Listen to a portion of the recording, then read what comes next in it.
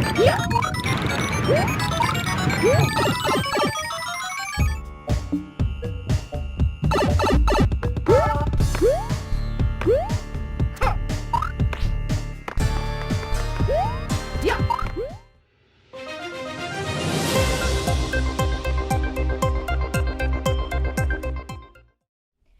February of 2022, Russia launched a full-scale invasion of Ukraine. Now it's been almost a year of this war between Russia and Ukraine. Since then, Ukraine and its people have been through much devastation and loss, but not a lot of people even know how this war started. It all began when Russian leader Vladimir Putin launched the attack on February 24, 2022, sending up 200,000 soldiers into Ukraine's territory for Putin's declared aim of demilitarizing and denazifying Ukraine. He claimed that it was to protect people from what he called 8 years of bullying and genocide from Ukraine's government. The claims, though, have no evidence. Putin also tried to make it seem as though he was trying to prevent NATO from getting a foothold in Ukraine. Putin claimed his other objective was ensuring Ukraine's neutral status. Since the start, Russia has so far attacked the Ukrainian capital, attacked the south province of Carson, and released a missile strike on a train station.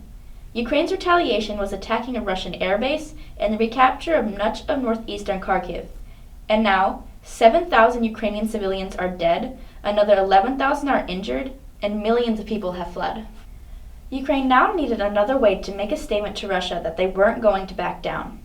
Shortly after midnight, January 1st, Ukraine fired many missiles onto a military base in Russia.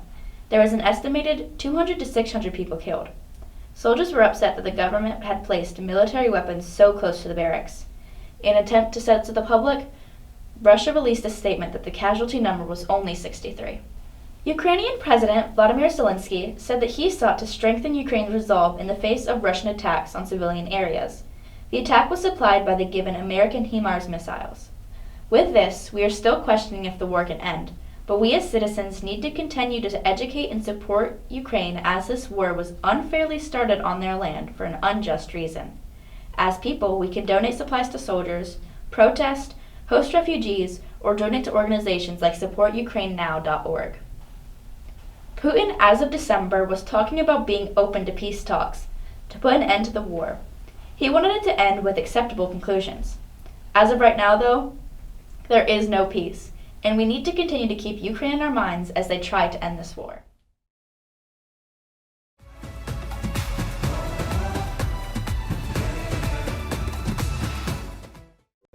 On July 20th, the 9th FIFA Women's World Cup will start.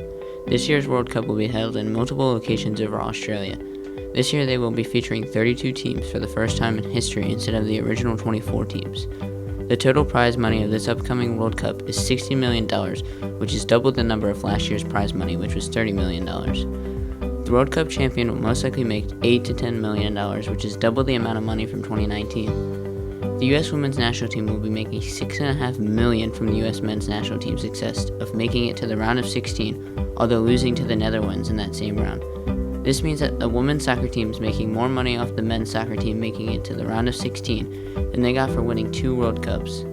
This happens because of the equal pay agreement made in February of 2022, when the United States Soccer Federation, United States Women's National Team Players Association, made an agreement that all World Cup earnings be split between men and women teams.